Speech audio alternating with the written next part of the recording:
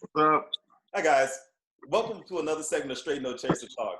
And today I'm really excited because I've got some really special people joining me. Some people that I've known for years, some people that I've come to know on social media because they are really passionate about sports. They're very knowledgeable about sports, and we're going to dive right into it. You know, this show is for fans, for fans. We're jumping right into it, and we're going to give it to you straight no chaser. So, guys, you know how we do. If you got your favorite libation, make sure you put them up, raise them. We're toasting. We're giving it to you straight no chaser. Water. Water. Mr. Healthy over there. Okay. Me too. All right.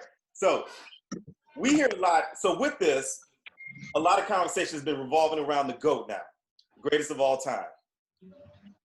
Before we even get into, and I don't even want to get into who do you think is the GOAT, what defines the GOAT? What is the, I'm going to quote the famous philosopher, Bishop Magic Wand from the west side of Chicago. Yeah. What is the format and criteria, aka the format and criteria, Right. for determining what is the GOAT? What is that? What is the GOAT? What's your criteria, Frank? What's your criteria for the GOAT?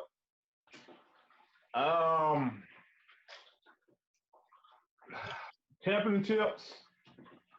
Okay. I think okay. I'm gonna simplify it.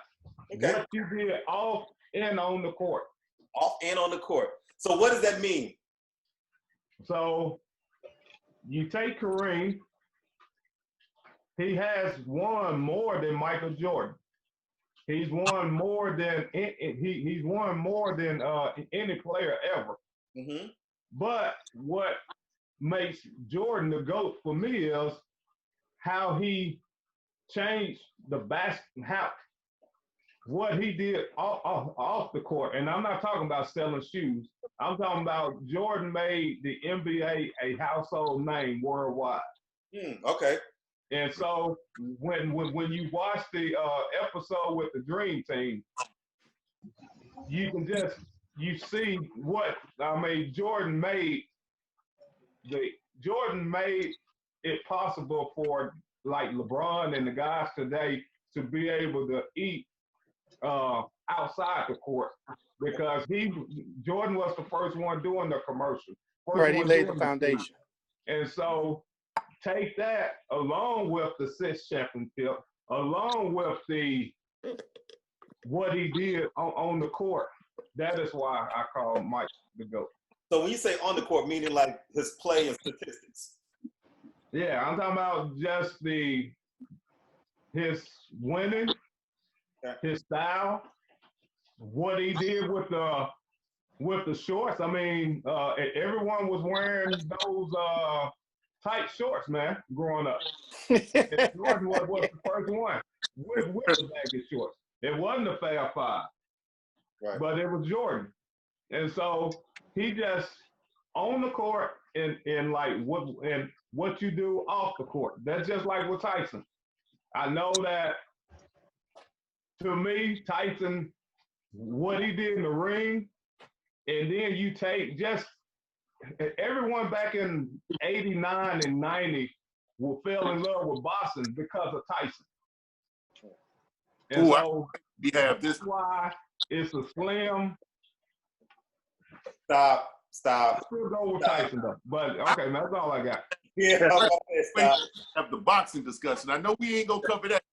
We gonna cover it one day. Yes. Tyson no damn GOAT, but okay. You're right. Well, you know what, big Frenchie, what you got for me? What is your GOAT? What's the criteria for your GOAT? What's the format and criteria?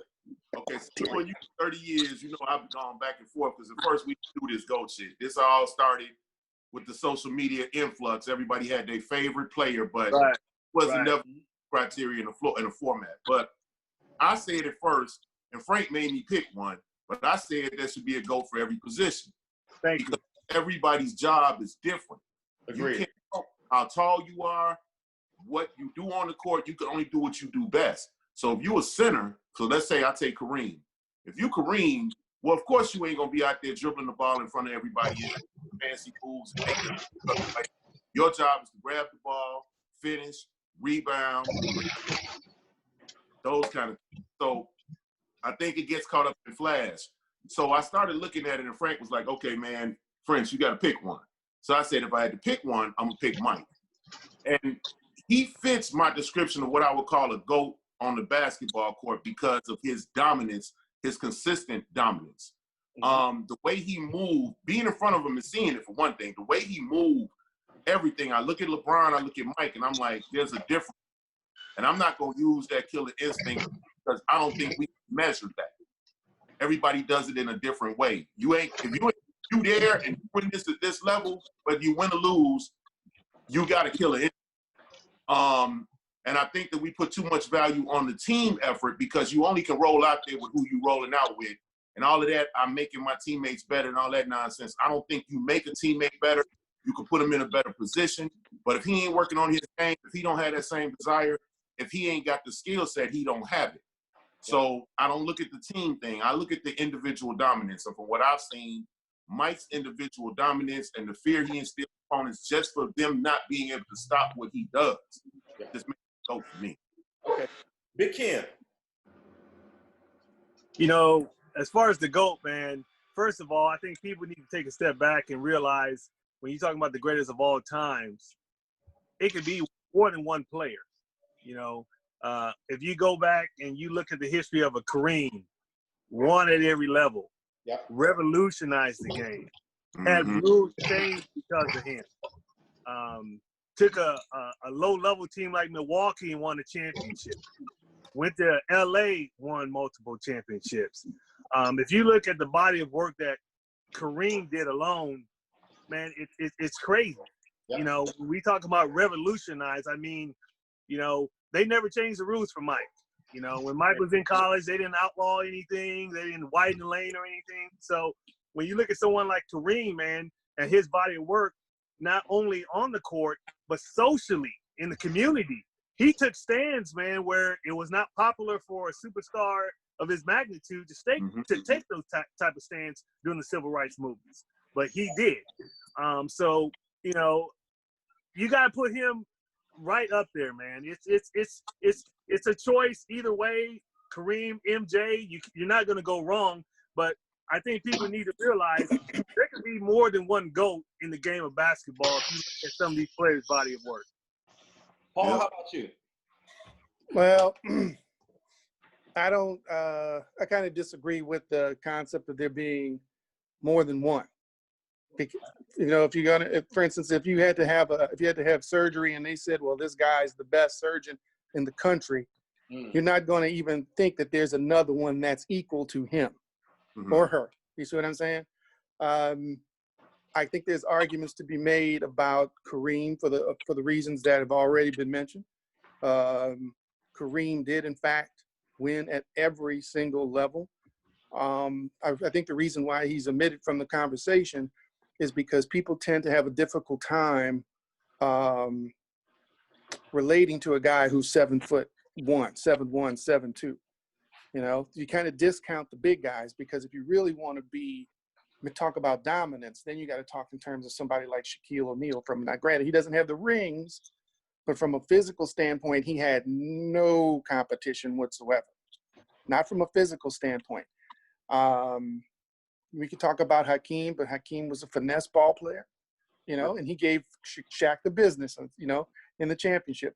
But when it comes to the greatest, I look at Michael and I say it's a legitimate argument for a couple of reasons. You talk about the criteria, achievements. Okay, achievement. He's there as far as actual achievements. He's there statistically, but also analytically. Someone, I forgot who it was, that mentioned about the fact that he thought that there should be GOATs for individual positions. I think that's a logical argument because it's kind of hard to, for instance, omit Jabbar from this conversation simply because he's a center. You know, it's kind of, I mean, if you really think about it, it's very difficult to take him out of the equation just because of Mike's 2 3-peats. You know what I mean? It's kind of hard. I would actually endorse that type of a thing, but if I tend to gravitate more to the guy who's the average, and I'm thinking, you know, 6'3", 4, and 5, and 6. Those are kind of like the average ball players or whatever, you know. And then you look at Michael and you see the things that he accomplished, the statistics, where he ranks amongst shooting guards over the course of his career. And I understand the argument about LeBron. See, a lot of times people would take, my not endorsing LeBron as the GOAT as an indictment against LeBron. But think about it realistically. How can you have an indictment against his career? You know what I mean? It's illogical. It's illogical to really find a negative. And now you can analyze it any way you want. But the fact is that he's a phenomenal player. He is a great player. As far as longevity goes, I don't think you're going to ever see, I'll be amazed if we ever find another person who's going to be able to play as long as he has and maintain the level of performance that he's maintained over the course of his career. But when you're talking about individual analysis in terms of who's better, a lot of those, the criteria falls under longevity, number of rebounds you get, number of assists that you make, those type of things. Those are things that you accumulate over time. You see what I'm saying? So that's why I kind of lean towards Mike. But I think the guy, I don't know who it is that mentioned it. I think the argument should be that you should literally separate it by position. And that way you won't have the confusion that you have, or that, the animus that people have when you say, I think Mike's better. Who's the best shooting guard? Who's the best point guard? We do it point guards all the time, right? When they say who's the best point guard, nobody hesitates. They say who? Magic Johnson. Right. 9 times out of 10, the people say Magic Johnson's the best point guard. We don't even hesitate. If we say center, usually, the consensus, most people go towards Jabbar. But it's when you start talking about the greatest overall, that's when you get into it's too convoluted, it's too muddy, and I don't think there's a right or wrong answer. And that was the point I wanted to get. I was hoping somebody would get to. Thanks for sharing that. And that is, and even in this conversation, there hasn't been a set definitive criteria set forward. For me, I kind of look at a little bit of everything that everyone has said in terms of determining who is what makes up a GOAT. I'm not even going to say who I think is the GOAT, but what makes up the GOAT. I look at what are your individual accomplishments first. That's the thing first and foremost. Absolutely. The thing I look at is where did you rank amongst your peers during that time frame? Yes. For example, I have a difficult time looking at a guy who may have some numbers, but wasn't as revered individually, such as all NBA, all-star selections, individual accolades such as all defense, MVP, things like that, as somebody who does have those individual accolades based off of their individual accomplishments and how they placed and ranked among their contemporaries at that time. Right. We go back and forth. One of those guys who I think just doesn't belong on that all-time list, that top 10 shooting guard list, is Reggie Miller. And that, to me, that's an example of a person like that, who's got numbers, who's got stats. When you look at his individual accolades, they're a little sketchy.